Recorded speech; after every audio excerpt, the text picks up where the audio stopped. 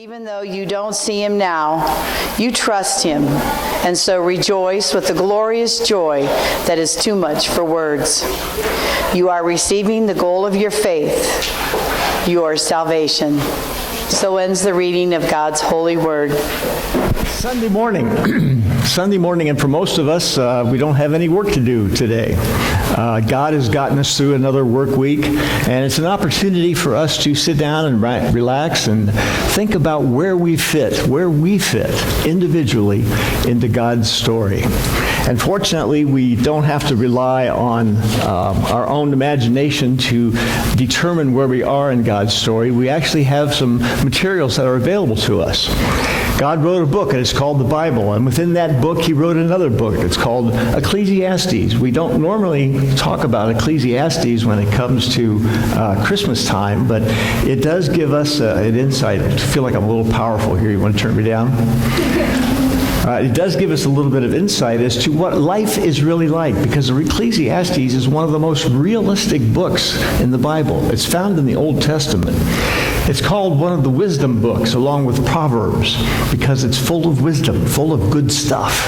And Ecclesiastes tells us about life and where we fit in God's story and how we're supposed to be there. Again, it's very realistic. It's very much to the point as to what life is like. One of the things that we see in Ecclesiastes is that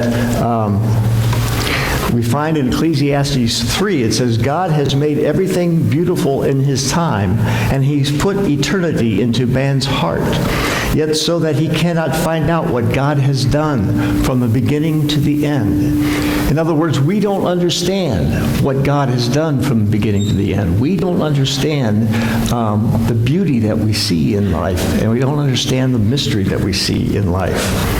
So Ecclesiastes gives us that. There's a mystery in life that Ecclesiastes points out. It points out the actual, the way life is. And sometimes it's really hard. Sometimes it's even absurd.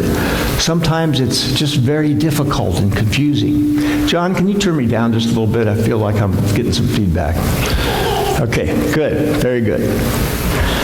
Sometimes it points out just how negative sometimes life can be. But it says in all of that negativity, in all of the ways that life is hard, we are to find joy in life. We are to accept what God has given us, accept what God has done in our lives, and find joy in everything.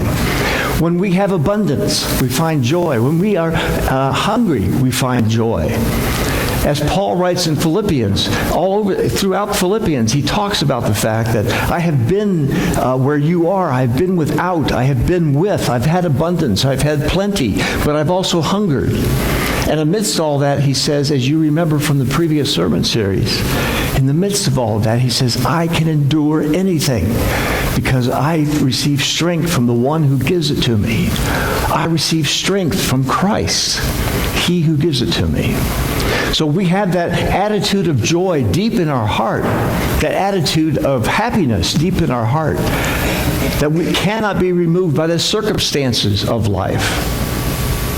We see in Ecclesiastes the circumstances of life sometimes, as I said before, are absurd. We don't understand why bad things happen to good people. We don't understand why babies die. We don't understand why the evil and the wicked people of the world are spared, and why sometimes good people have bad things happen. We don't understand those things. I don't think that we're meant to understand those things. What we are supposed to do, what we are called to do, is have a deep and resounding joy within our heart, within our lives, that nobody can touch, that no circumstance can touch. You may be able to take away some temporary happiness that you have. You may have some effect on that, but deep down, you can't take the joy away from our lives. Ecclesiastes teaches us that life on earth is full of suffering and tragedy, and at the same time, we are called upon to enjoy every aspect of life. In chapter 3, it says, I perceive that there is nothing better for human beings than to be joyful and to do good as long as they live. Also that everyone should eat and drink and take pleasure in his toil. This is God's gift to man. This is God's gift to us. Individually, it's God's gift. We are not being told here to eat, drink, and be merry because tomorrow you die. It's not that kind of an attitude. It's an attitude that we are told to live our lives during this present time that can be considered evil, or the time that we consider really rough because of circumstances in life. We find joy in that mystery of life. We find joy in humility. God calls us to be content as creatures, calls us to be content no matter where we are, as Paul said in Philippians. Now, Paul tells us not to grumble. Drew on page 11.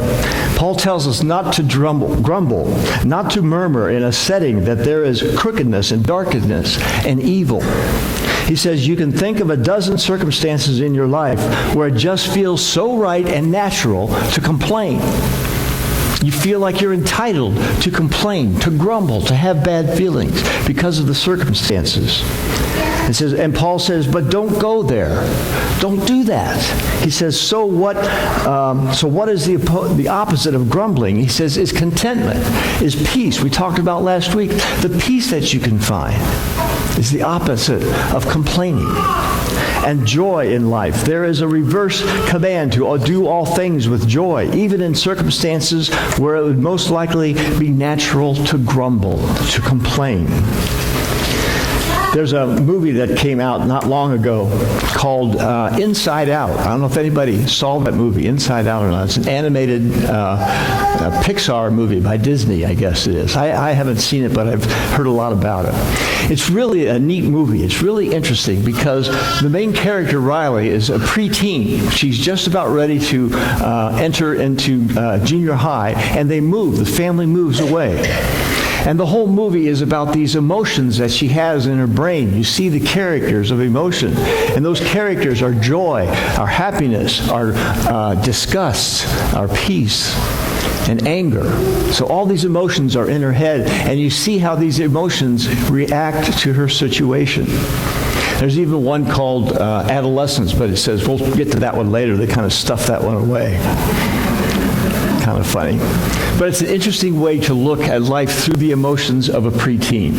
We have a clip of that Inside Out. So, Guru, if you could show that clip. Get those shoes. Those are shoes of doom. Scary. This is going to be good. I love this part. She better take back those shoes. All right, what are we watching? Fear, I don't think you can handle this. It's a scary movie. Thank you, Joy. But I'll have you know, I'm not scared of everything. My feet! They feel possessed! Take them off, Marsha! We are no longer Marsha. We are the shoes. Okay, I have an idea. How about instead we watch a nature show? A young deer grazing quietly in a meadow has no chance against the vicious jaws of a grizzly bear. So, Shoes of Doom? Absolutely. Of course, yes. We are the shoes. We are the shoes. 5-second rule! 5, 4, Hang on! 3, 2, 1. Got it! Nice one, Joy. Skin bark. Takes one. Whoa! No way! We are not eating that. Discuss. It's fine. It passed the 5-second rule. The grape touched the ground. It's poison. Oh, come on. It barely touched the ground. Wait, what? You know what else barely touches the ground? Stray dogs. Hold on. Toenail clippings. Roadkill. Hippie. Dung beetles. Stop it. You can't believe it. Shouldn't we do something? No. It's a grape. It's not like we're eating broccoli. Ugh, don't even go there. Or boogers. You're evil. Or dog food. Shut your mouth. Sorry, hold on. Hello? Wait. You're kidding. Stall for me. I'll be right there. The investor's supposed to show up on Thursday, not today. The film shows that their joy is in command. Joy is the one that's at main control all the time.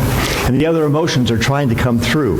It does an excellent job of explaining that there's joy and comfort in stillness and in sports and truly happy situations.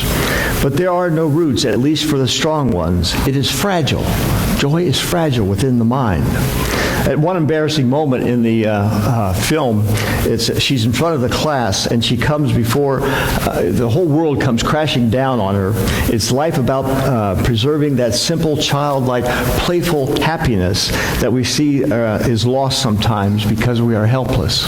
Eventually, and sometimes very early on, life removes its kid gloves, and the unexpected, betrayal, divorce, sickness, failure, the bad things in life happen.